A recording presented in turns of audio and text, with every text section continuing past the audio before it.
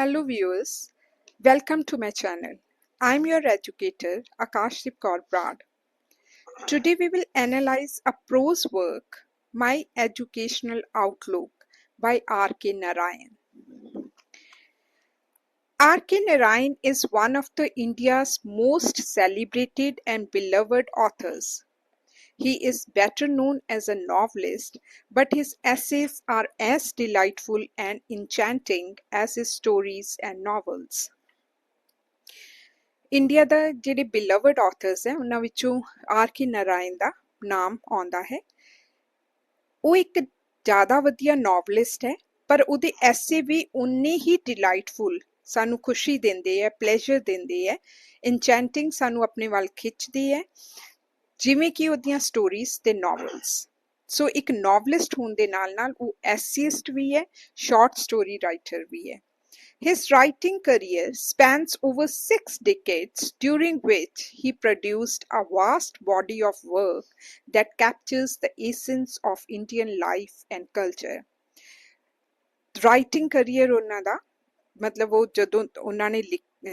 ਜਦੋਂ ਸ਼ੁਰੂ ਕੀਤਾ ਤੇ ਜਦੋਂ ਤੱਕ ਉਹਨਾਂ ਨੇ ਲਿਖਿਆ, ਉਹਦੇ ਵਿੱਚ 60 years ਦਾ ਟਾਈਮ ਪੀਰੀਅਡ ਆਉਂਦਾ ਹੈ, ਜਿਹਦੇ ਵਿੱਚ ਉਹਨਾਂ ਨੇ ਲਿਖਿਆ ਤੇ ਬਹੁਤ ਸਾਰੇ ਵਰਕਸ ਪ੍ਰੋਡਿਊਸ ਕੀਤੇ ਇਸ ਟਾਈਮ ਦੇ ਵਿੱਚ, ਜਿਨ੍ਹਾਂ ਵਿੱਚ ਉਹਨਾਂ ਨੇ ਇੰਡੀਅਨ ਲਾਈਫ ਤੇ ਇੱਥੋਂ ਦੇ ਇੰਡੀਅਨ ਕਲਚਰ ਨੂੰ ਬੜੀ ਚੰਗੀ ਤਰ੍ਹਾਂ ਆਪਣੀਆਂ ਰਾਈਟਿੰਗਸ ਵਿੱਚ ਦਿਖਾਇਆ।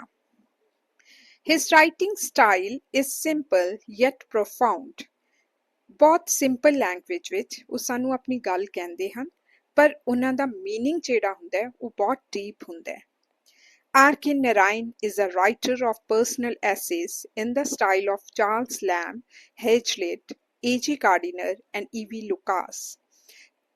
R.K. Narayan ਦੇ essays personal essays ਹੈ, ਬਿਕਾਜ਼ ਉਹਦੇ ਵਿੱਚ ਉਹ ਆਪਣੀਆਂ ਆਬਜ਼ਰਵੇਸ਼ਨਸ, ਆਪਣੀ ਇਮੋਸ਼ਨਸ, ਆਪਣੀ ਪਰਸੈਪਸ਼ਨਸ, ਆਪਣੇ ਓਪੀਨੀਅਨਸ ਦਿੰਦਾ ਹੈ। ਤੇ ਉਵੇਂ ਹੀ ਹੈ ਜਿਵੇਂ ਚਾਰਲਸ ਲੈਮ ਦੇ ਐਸੇਸ ਵੀ ਅਸੀਂ ਪਰਸਨਲ ਐਸੇਸ ਹੈ, ਹੇਜਲਿਟ ਦੇ ਐਸੇਸ ਵੀ ਪਰਸਨਲ ਹੈ, ਏ.ਜੀ. ਗਾਰਡੀਨਰ ਤੇ ਈ.ਵੀ. ਲੁਕਾਸ ਵੀ ਪਰਸਨਲ ਐਸੇਸ ਲਿਖਦੇ ਹੈ। ਬਿਲਕੁਲ ਉਵੇਂ ਆਰ ਕੇ ਨਾਰਾਇਣ ਵੀ ਪਰਸਨਲ ਐਸੇਸ ਲਿਖਦਾ ਹੈ। ਪਰਸਨਲ ਮਤਲਬ ਆਪਣੀਆਂ, ਮਤਲਬ ਕੋਈ ਕਿਸੇ ਓਪੀਨੀਅਨ ਬਾਰੇ ਲਿਖਣਾ। He writes about his likes, dislikes, his observations, always with the special flavor of humor, sympathy, style and charm. ਉਹ ਆਪਣੇ ਐਸੇਸ ਪਰਸਨਲ ਐਸੇ ਕਿਉਂ ਹੈ? ਬਿਕਾਜ਼ ਉਹ ਆਪਣੀਆਂ ਲਾਈਕਸ, ਆਪਣੀਆਂ ਡਿਸਲਾਈਕਸ, ਜਿਹੜੀਆਂ ਚੀਜ਼ਾਂ ਪਸੰਦ ਹਨ, ਜਿਹੜੀਆਂ ਉਸਨੂੰ ਨਹੀਂ ਪਸੰਦ, ਉਹਦੀਆਂ ਆਪਦੀਆਂ ਆਬਜ਼ਰਵੇਸ਼ਨਸ ਜੋ ਉਹਨੇ ਮਤਲਬ ਆਬਜ਼ਰਵ ਕੀਤਾ ਦੁਨੀਆ ਵਿੱਚ, ਇੰਡੀਆ ਦੇ ਵਿੱਚ ਜਾਂ ਕਿਤੇ ਹੋਰ, ਉਹਨੂੰ ਉਹ ਲਿਖਦਾ ਹੈ ਵਿਦ ਅ ਸਪੈਸ਼ਲ ਫਲੇਵਰ। ਮਤਲਬ ਉਹਦੀਆਂ ਰਾਈਟਿੰਗਸ ਦੇ ਵਿੱਚ ਹਿਊਮਰ ਵੀ ਹੈ, ਹਸਾਉਂਦਾ ਵੀ ਹੈ ਉਹ ਸਾਨੂੰ, ਸਿੰਪਥੀ ਵੀ ਹੈ ਜਿਸ ਬਾਰੇ ਵਿੱਚ ਉਹ ਲਿਖਦਾ ਹੈ, ਚਾਰਮ ਵੀ ਹੈ, ਉਹਦੀਆਂ ਰਾਈਟਿੰਗਸ ਵਿੱਚ ਚਾਰਮ ਵੀ ਹੈ। He tackles subjects as weddings, mathematics, coffee, umbrellas, teachers, newspapers, lovers, architecture, the caste system, in his essays. ਆਪਣੇ ਐਸੇਸ ਦੇ ਵਿੱਚ ਉਹ ਕਿਹੜੇ ਸਬਜੈਕਟਸ ਉੱਤੇ ਲਿਖਦਾ ਹੈ? ਸਾਰੇ ਸਬਜੈਕਟਸ ਦਿੱਤੇ ਹੋਏ ਹੈ ਜਿਨ੍ਹਾਂ ਉੱਤੇ ਉਹ ਲਿਖਦਾ ਹੈ, ਜਿਵੇਂ ਵੈਡਿੰਗਸ, ਮੈਥਮੈਟਿਕਸ, ਕਾਫੀ, ਲਵਰਸ, ਇਹਨਾਂ ਬਾਰੇ। His writings make him India's most beloved and enduring literary figures. ਉਹ ਇੰਗਲਿਸ਼ ਲਿਟਰੇਚਰ ਦਾ ਬਹੁਤ ਹੀ ਪਿਆਰਾ, ਹਰਮਨ ਪਿਆਰਾ ਅਤੇ enduring, ਹਮੇਸ਼ਾ ਵਾਸਤੇ ਦੂਸਰਿਆਂ ਦੇ ਦਿਲਾਂ ਵਿੱਚ ਰਹਿਣ ਵਾਲਾ ਲਿਟਰਰੀ ਫਿਗਰ ਹੈ। My Educational Outlook by R.K. Narayan is a satirical essay. ਇਹਦੇ ਵਿੱਚ ਵਿਅੰਗ ਹੈ ਇਸ ਐਸੇ ਵਿੱਚ। In this essay, the writer satirizes the education system of India. ਕਿਸ ਚੀਜ਼ ਤੇ ਵਿਅੰਗ ਕਰਦਾ ਹੈ ਰਾਈਟਰ ਇਹਦੇ ਵਿੱਚ? ਇੰਡੀਆ ਦੇ ਐਜੂਕੇਸ਼ਨ ਸਿਸਟਮ ਉੱਤੇ। ਜਦੋਂ ਕਿਸੇ ਚੀਜ਼ ਉੱਤੇ ਵਿਅੰਗ ਕੀਤਾ ਜਾਂਦਾ ਹੈ ਤਾਂ ਮੋਟਿਵ ਕੀ ਹੁੰਦਾ ਹੈ ਵਿਅੰਗ ਕਰਨ ਦਾ? To bring about a reform. ਉਸ ਚੀਜ਼ ਵਿੱਚ ਤੁਸੀਂ ਸੁਧਾਰ ਲਿਆਉਣਾ ਚਾਹੁੰਦੇ ਹੋ, ਇਸ ਕਰਕੇ ਤੁਸੀਂ ਉਹਦੇ ਬਾਰੇ ਵਿੱਚ ਲਿਖ ਰਹੇ ਹੋ। ਤੇ ਰਾਈਟਰ ਦਾ ਵੀ ਇਹੀ ਮਤਲਬ ਇਹਦੇ ਵਿੱਚ ਆਰ ਕੇ ਨਾਰਾਇਣ ਵੀ ਸੈਟੈਰੀਕਲ ਐਸੇ ਲਿਖ ਕੇ ਉਹਦੇ ਵਿੱਚ ਮਤਲਬ ਜਿਹੜਾ ਇੰਡੀਅਨ ਐਜੂਕੇਸ਼ਨ ਸਿਸਟਮ ਹੈ ਉਹਦੇ ਵਿੱਚ ਰਿਫਾਰਮ ਲਿਆਉਣਾ ਚਾਹੁੰਦਾ ਸੀ, ਬਦਲਾਵ ਲਿਆਉਣਾ ਚਾਹੁੰਦਾ ਸੀ, ਚੰਗਾ ਬਦਲਾਵ।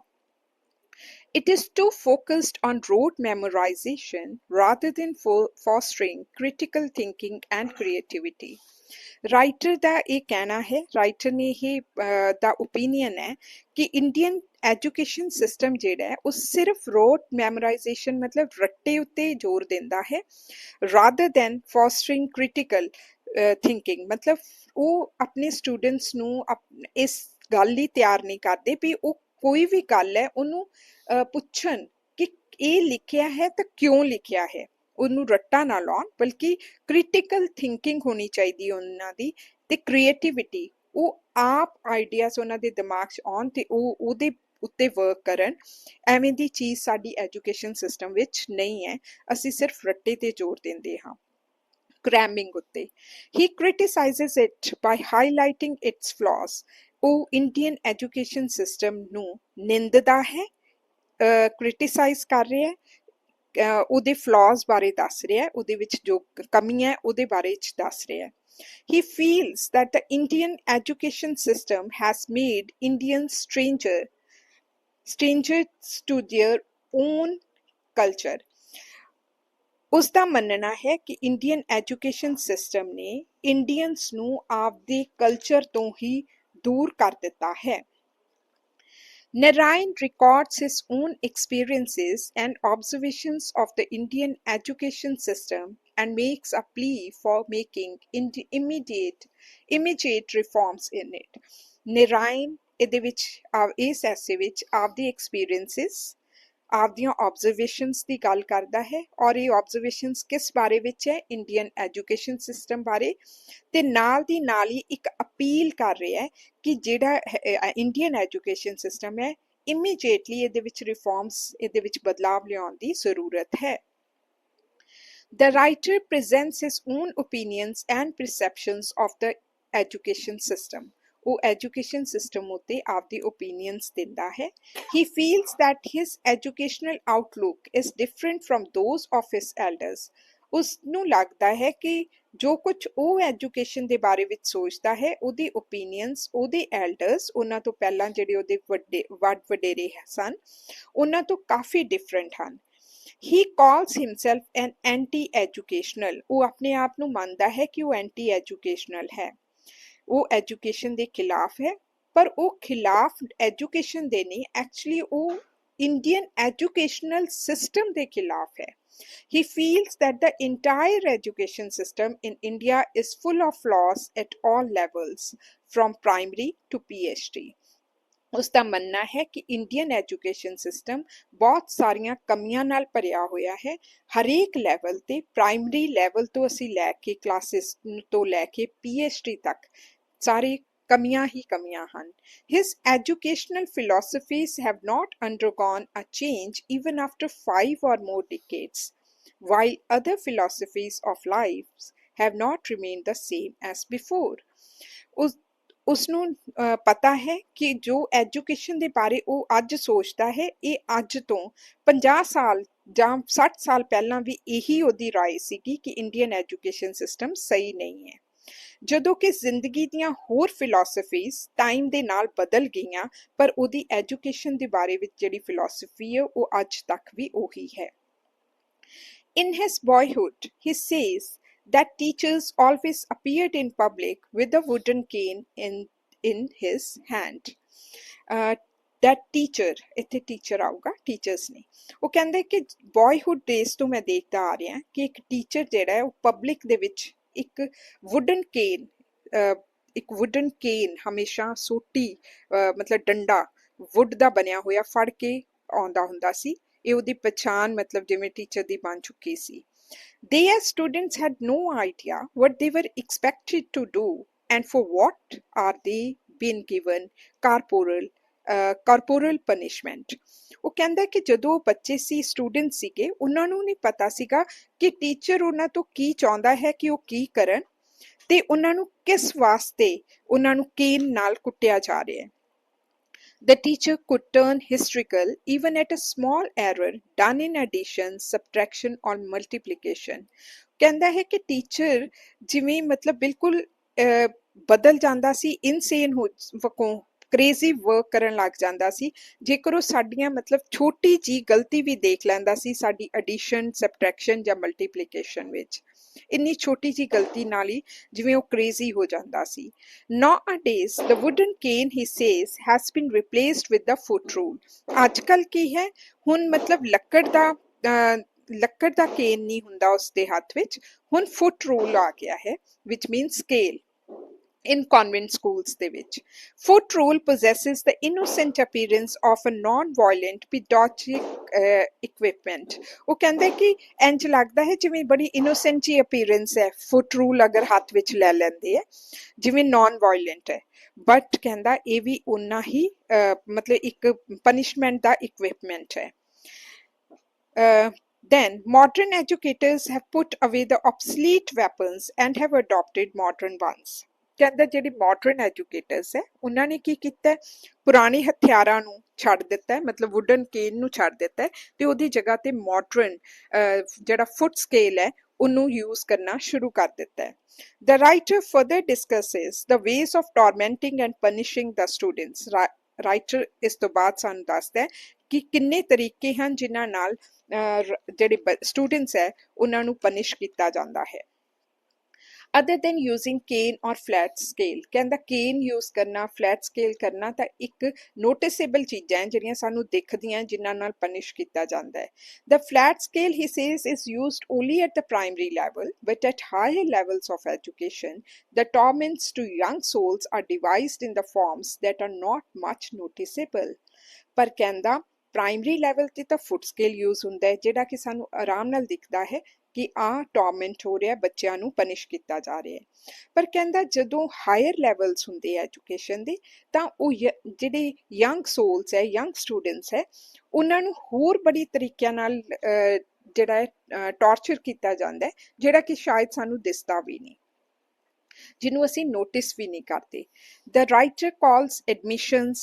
textbooks and examinations as the triple weapons in the hands of an educator today writer ਕਹਿੰਦਾ ਹੈ ਕਿ ਜਦੋਂ ਸਟੂਡੈਂਟਸ ਦੀ ਐਡਮਿਸ਼ਨ ਹੁੰਦੀ ਹੈ ਉਹਨਾਂ ਨੇ ਟੈਕਸਟ ਬੁੱਕਸ ਲੈਣੀਆਂ ਹੁੰਦੀਆਂ ਜਿਹੜਾ ਐਗਜ਼ਾਮੀਨੇਸ਼ਨਸ ਉਹਨਾਂ ਦੇ ਹੁੰਦੇ ਹੈ ਇਹ ਤਾਂ ਇਸ ਤਰ੍ਹਾਂ ਹੈ ਜਿਵੇਂ ਕਿਸੇ ਐਜੂਕੇਟਰ ਦੇ ਹੱਥ ਵਿੱਚ ਫੜੇ ਹੋਏ ਇਹ 3 ਵੈਪਨਸ ਹਨ ਇਨ ਜੂਨ starts the admission process ਜੂਨ ਵਿੱਚ ਐਡਮਿਸ਼ਨ ਪ੍ਰੋਸੈਸ ਸ਼ੁਰੂ ਹੁੰਦੀ ਹੈ every father and son has to wait at the doors of the college ਹਰੇਕ ਫਾਦਰ ਤੇ ਸਨ ਨੂੰ ਉੱਥੇ ਵੇਟ ਕਰਨੀ ਪੈਂਦੀ ਹੈ ਐਡਮਿਸ਼ਨ ਲੈਣ ਵਾਸਤੇ ਕਾਲਜ ਦੇ ਗੇਟ ਤੇ every applicant runs about frantically to acquire a seat in technical colleges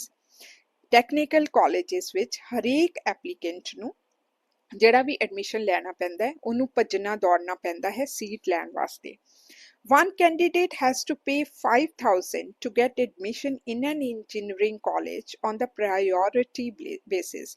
ਜੇਕਰ ਤੁਸੀਂ ਮਤਲਬ out of the way ਜਾ ਕੇ admission ਪਹਿਲਾਂ ਲੈਣਾ ਚਾਹੁੰਦੇ ਹੋ engineering college ਵਿੱਚ ਤਾਂ ਤੁਹਾਨੂੰ 5,000 rupees pay ਕਰਨੇ ਪੈਂਦੇ ਹਨ.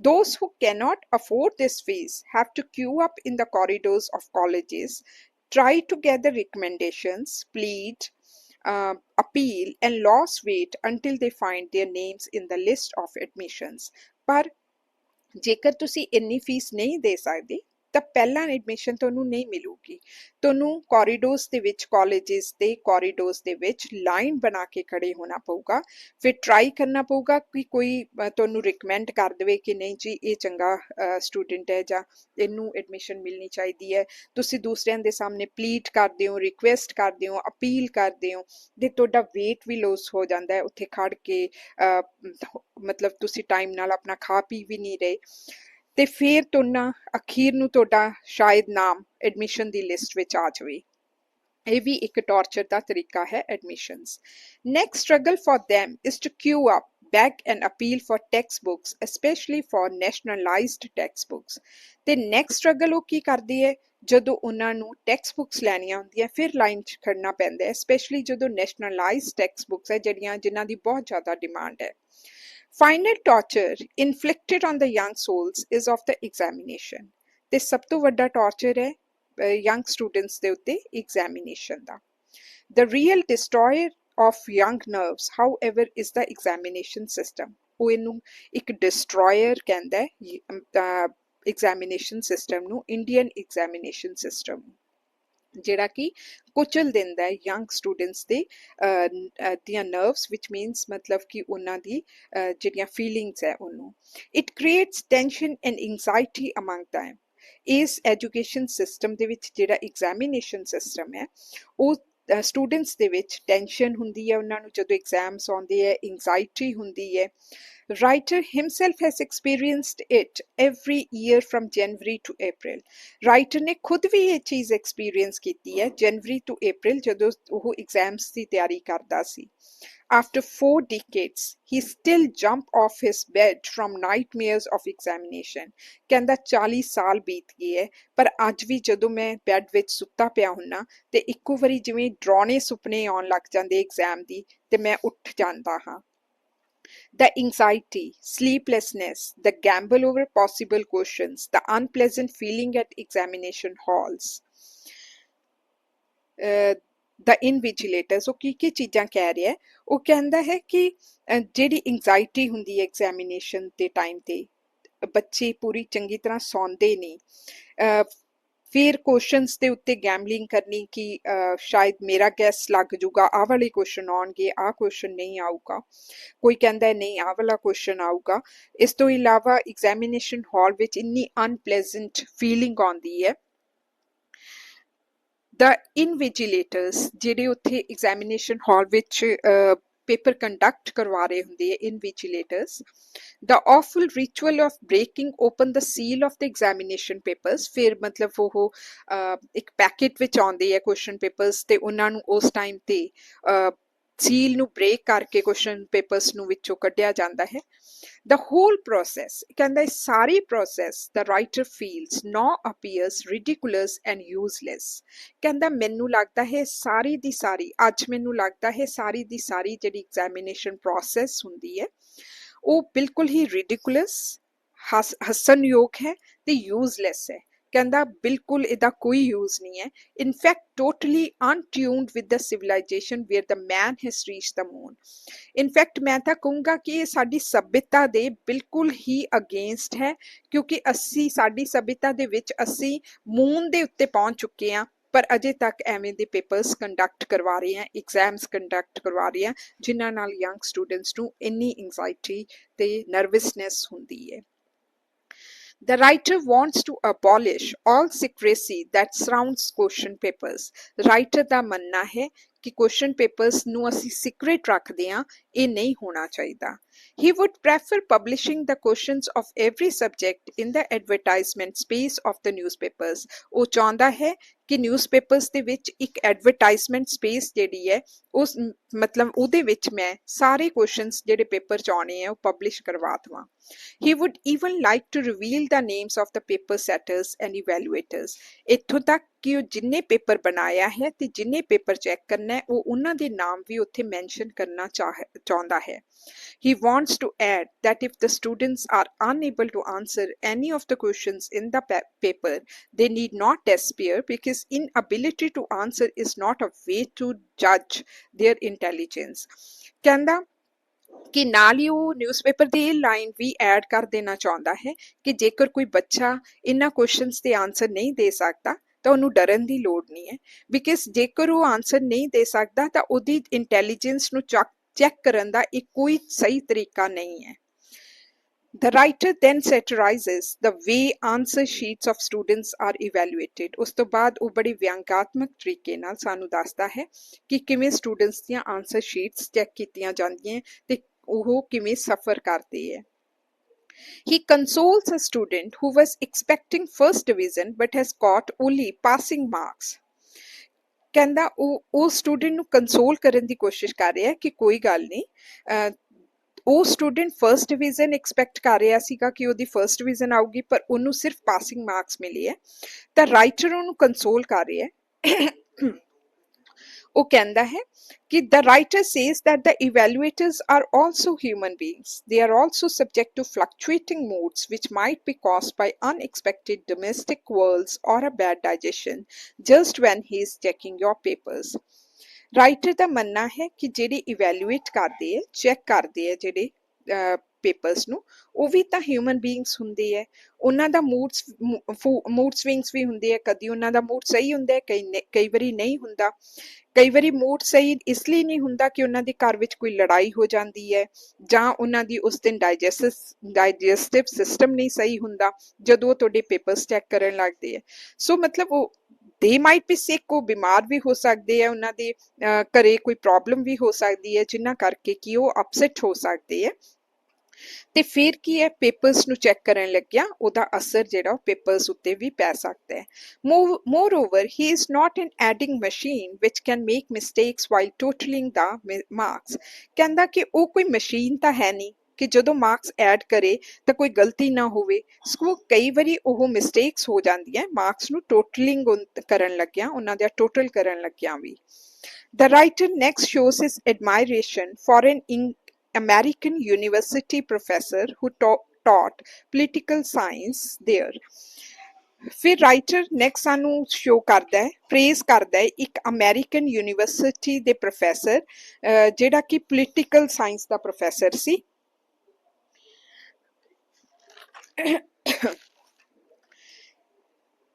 He openly shared the question papers with his students 1 month prior to the final examinations। ਇਹ ਜਿਹੜਾ ਪ੍ਰੋਫੈਸਰ ਸੀਗਾ ਪੋਲੀਟੀਕਲ ਸਾਇੰਸ ਦਾ, ਇਹ ਸਟੂਡੈਂਟਸ ਦੇ ਨਾਲ 1 ਮਹੀਨਾ ਪਹਿਲਾਂ ਹੀ ਸਾਰੇ ਕੁਐਸਚਨ ਪੇਪਰਸ ਜਿਹੜਾ ਐਗਜ਼ਾਮੀਨੇਸ਼ਨ ਵਿੱਚ ਪੁੱਛਿਆ ਜਾਣਾ ਹੈ ਉਸ ਕੁਐਸਚਨ ਪੇਪਰ ਦੇ ਕੁਐਸਚਨਸ ਜਿਹੜੇ ਸੀਗੇ ਉਹ ਦੇ ਦਿੰਦਾ ਸੀ ਉਹਨਾਂ ਨੂੰ। The students thereafter spent nearly 12 hours a day in the library and revised the assigned questions। ਤੇ ਬੱਚੇ ਫਿਰ ਕੀ ਕਰਦੇ ਸੀ ਸਟੂਡੈਂਟਸ, ਉਹ 12 ਘੰਟੇ ਫਿਰ ਲਾਇਬ੍ਰੇਰੀ 'ਚ ਬੈਠਦੇ ਤੇ ਜਿਹੜੇ ਉਹਨਾਂ ਨੂੰ ਕੁਐਸਚਨਸ ਦਿੱਤੇ ਜਾਂਦੇ ਸੀ ਉਹਨਾਂ ਨੂੰ ਉਹ ਰਿਵਾਈਜ਼ ਕਰਦੇ। He criticizes the Indian system of hiding the questions till the last moment and mugging up of around 3,000 pages, on an average 200 pages per subject, and there being 15 subjects in total।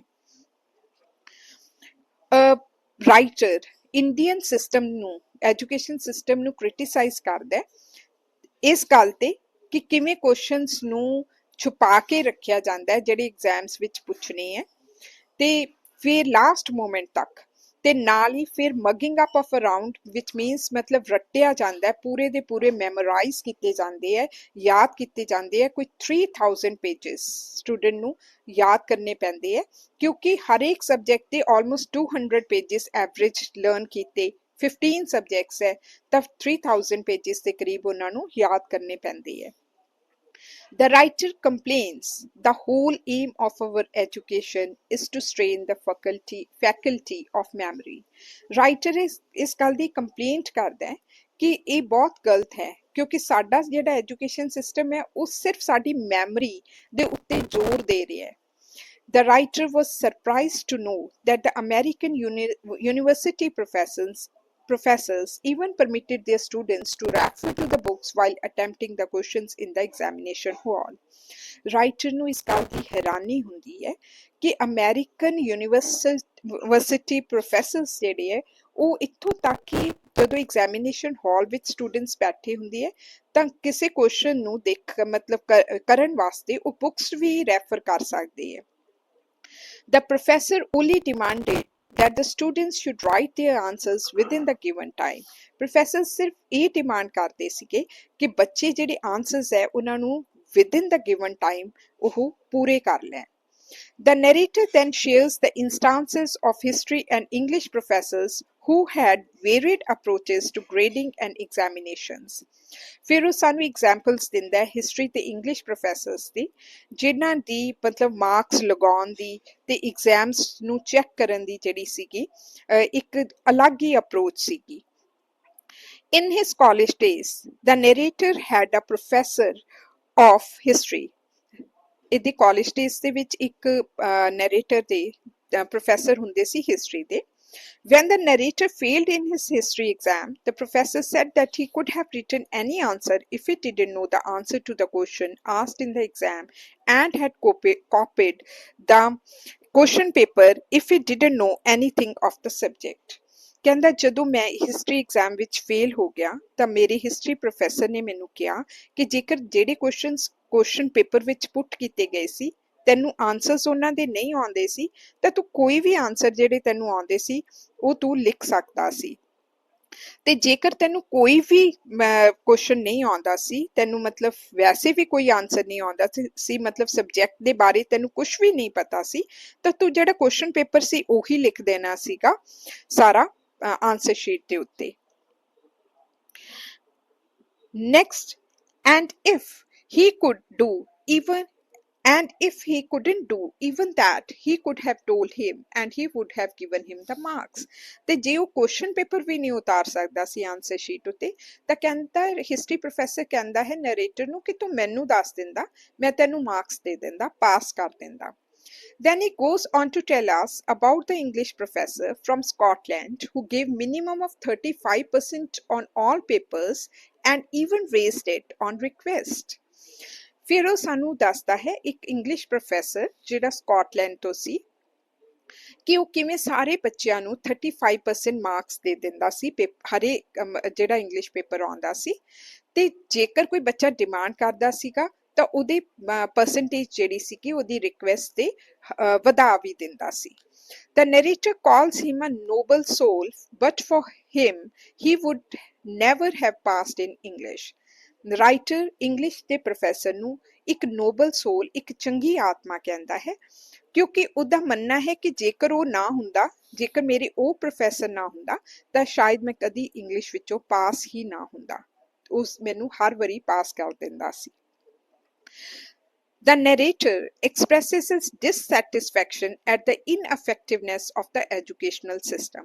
Indian educational system ਜਿਹੜਾ ineffective ਹੈ, ਉਹ writer ਆਪਣੀ ਇਹਦੇ ਤੇ dissatisfaction ਸਾਡੇ ਅੱਗੇ present ਕਰਦਾ ਹੈ ਕਿ he is really dissatisfied ਕਿਉਂਕਿ ਇੰਡੀਅਨ ਐਜੂਕੇਸ਼ਨ ਸਿਸਟਮ ਜਿਹੜਾ ਹੈ ਇਨਅਫੈਕਟਿਵ ਹੈ, ਕੋਈ ਮਤਲਬ ਇਹਦੇ ਵਿੱਚ ਕੋਈ ਇਫੈਕਟਿਵ ਚੀਜ਼ ਹੀ ਨਹੀਂ ਹੈ, ਇੰਪ੍ਰੈਸਿਵ ਚੀਜ਼ ਨਹੀਂ ਹੈ। He gives examples to prove his point। ਫਿਰ examples ਦਿੰਦਾ ਹੈ ਆਪਣੇ ਇਸ point ਨੂੰ ਸਿੱਧ ਕਰਨ ਲਈ। Students just memorize the topics of subjects but lack basic understanding of those topics। Students ਕੀ ਕਰਦੇ ਹੈ ਕਿ ਸਿਰਫ ਸਬਜੈਕਟਸ ਜਿਹੜੇ ਉਹਨਾਂ ਦੇ ਟੌਪਿਕਸ ਨੂੰ ਰੱਟਾ ਤਾਂ ਲਾ ਲੈਂਦੇ, ਕ੍ਰੈਮ ਤਾਂ ਕਰ ਲੈਂਦੇ ਹੈ, ਪਰ ਉਹਨਾਂ ਨੂੰ ਉਸ ਚੀਜ਼ ਦੀ ਬੇਸਿਕ ਅੰਡਰਸਟੈਂਡਿੰਗ ਬਿਲਕੁਲ ਨਹੀਂ ਹੁੰਦੀ। ਰਾਈਟਰ's story Attila was prescribed in the pre-university prose in a certain university। ਕਿਸੇ ਯੂਨੀਵਰਸਿਟੀ ਦੇ ਵਿੱਚ ਕਹਿੰਦਾ ਮੇਰੀ ਜਿਹੜੀ ਸਟੋਰੀ ਸੀ ਐਟਿਲਾ, ਉਹ ਪ੍ਰੀ ਯੂਨੀਵਰਸਿਟੀ ਪ੍ਰੋਜ਼ ਦੇ ਵਿੱਚ ਪ੍ਰੈਸਕ੍ਰਾਈਬ ਕੀਤੀ ਗਈ ਸੀਗੀ, ਤੇ ਮਤਲਬ ਸਟੂਡੈਂਟਸ ਨੇ ਉਹ ਸਟੋਰੀ ਪੜ੍ਹਨੀ ਸੀ ਆਪਦੇ ਸਿਲੇਬਸ ਦੇ ਵਿੱਚ। Once a writer got a chance to check the questions asked on this work।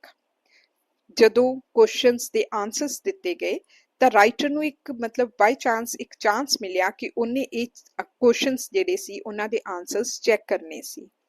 Questions on the story were not answered accurately। Writer ਨੇ ਦੇਖਿਆ ਕਿ ਜਿੰਨੇ ਕੁਐਸਚਨ ਪੁੱਟ ਕੀਤੇ ਗਏ ਸੀ ਉਹਨਾਂ ਦੇ ਜਿਹੜੇ ਆਨਸਰਸ ਦਿੱਤੇ ਗਏ ਸੀ ਉਹ ਟੂ ਦਾ ਪੁਆਇੰਟ ਨਹੀਂ ਸੀ। Most of the answers were line by line reproductions of the original। ਜਿੰਨੇ ਆਨਸਰਸ ਦਿੱਤੇ ਗਏ ਸੀਗੇ ਉਹ ਜਿਹੜਾ ਓਰੀਜਨਲ ਉਹਦਾ ਟੈਕਸਟ ਸੀਗਾ ਵਿੱਚ ਲਾਈਨਾਂ ਹੀ ਚੱਕ ਕੇ ਲਿਖੀਆਂ ਪਈਆਂ ਸੀ। None of the students realized that the story was about a dog। ਇੱਕ ਵੀ ਸਟੂਡੈਂਟ ਨੂੰ ਇਹ ਨਹੀਂ ਪਤਾ ਸੀਗਾ ਐਟਿਲਾ ਸਟੋਰੀ ਜਿਹੜੀ ਹੈ ਉਹ ਇੱਕ ਡੌਗ ਦੇ ਬਾਰੇ ਵਿੱਚ ਹੈ। One even wrote R.K. Narayan was a romantic poetess who died in 1749। ਇੱਕ ਸਟੂਡੈਂਟ ਨੇ ਤਾਂ ਇੱਥੋਂ ਤੱਕ ਲਿਖਿਆ ਹੋਇਆ ਸੀ ਕਿ R.K. Narayan ਇੱਕ ਰੋਮਾਂਟਿਕ ਪੋਇਟਸ ਹੈ, ਫੀਮੇਲ ਪੋਇਟ ਹੈ, ਜਿਹਦੀ ਡੈਥ ਹੋ ਗਈ ਹੈ 1749 ਵਿੱਚ, ਜਦੋਂ ਕਿ ਰਾਈਟਰ ਖੁਦ ਉਸ ਆਨਸਰ ਨੂੰ ਚੈੱਕ ਕਰ ਰਿਹਾ ਸੀਗਾ। ਤੇ ਰਾਈਟਰ ਕੌਣ ਸੀ? R.K. Narayan। Another, long after getting his BA degree, confessed that he didn't know until that day that Lady Macbeth was a woman। ਇੱਕ ਹੋਰ ਸਟੂਡੈਂਟ ਸੀ ਜਿਹੜਾ ਕਾਫੀ ਦੇਰ ਬਾਅਦ ਜਦੋਂ ਉਹਨੂੰ BA ਦੀ ਡਿਗਰੀ ਮਿਲ ਚੁੱਕੀ ਸੀ, ਉਸ ਤੋਂ ਕਾਫੀ ਸਾਲਾਂ ਬਾਅਦ ਉਹਨੇ ਇਹ ਕਨਫੈਸ ਕੀਤਾ, ਉਹਨੇ ਇਹ ਮੰਨਿਆ ਆਪਦੇ ਟੀਚਰ ਦੇ ਅੱਗੇ ਕਿ ਅੱਜ ਤੱਕ ਮੈਨੂੰ ਇਹ ਨਹੀਂ ਪਤਾ ਸੀ ਕਿ ਸ਼ੇਕਸਪੀਅਰ ਦੀ ਪਲੇ ਮੈਕਬੈਥ ਵਿੱਚ ਜਿਹੜਾ ਇੱਕ ਕੈਰੈਕਟਰ ਹੈ ਲੇਡੀ ਮੈਕਬੈਥ, ਉਹ ਇੱਕ ਵੂਮਨ ਦਾ ਕੈਰੈਕਟਰ ਹੈ, ਮੈਨੂੰ ਇਹ ਕਹਿੰਦਾ ਪਤਾ ਨਹੀਂ ਸੀ। Yet another, an hour before the literature paper, asked his teacher If King Lear is a tragedy or a comedy? ਇੱਕ ਘੰਟਾ ਪਹਿਲਾਂ ਇੱਕ ਸਟੂਡੈਂਟ ਨੇ ਆਪਦੇ ਲਿਟਰੇਚਰ ਦੇ ਪੇਪਰ ਤੋਂ ਪਹਿਲਾਂ ਟੀਚਰ ਨੂੰ ਇਹ ਪੁੱਛਿਆ ਕਿ ਕਿੰਗ ਲੀਅਰ ਜਿਹੜੀ ਸ਼ੇਕਸਪੀਅਰ ਦਾ ਲਿਖਿਆ ਹੋਇਆ ਪਲੇ ਹੈ ਉਹ ਇੱਕ ਟ੍ਰੈਜੇਡੀ ਹੈ ਜਾਂ ਕਾਮੇਡੀ ਹੈ। ਸੋ ਐਵੇਂ ਦੇ ਕੁਐਸਚਨਸ ਪੁੱਟ ਕੀਤੇ ਬੱਚਿਆਂ ਨੂੰ, ਸਟੂਡੈਂਟਸ ਨੇ, ਕਿ ਉਹਨਾਂ ਨੂੰ ਬੇਸਿਕ ਅੰਡਰਸਟੈਂਡਿੰਗ ਹੀ ਨਹੀਂ ਸੀ ਚੀਜ਼ਾਂ ਦੀ। The writer highlights the point that our education system needs to be revised. ਜ਼ਰੂਰੀ ਹੈ ਕਿ ਸਾਡਾ ਐਜੂਕੇਸ਼ਨ ਸਿਸਟਮ ਜਿਹੜਾ ਹੈ ਇਹਦੇ ਵਿੱਚ ਬਦਲਾਵ ਲਿਆਂਦਾ ਜਾਵੇ, ਇਹ ਰਾਈਟਰ ਦਾ ਮੰਨਣਾ ਹੈ।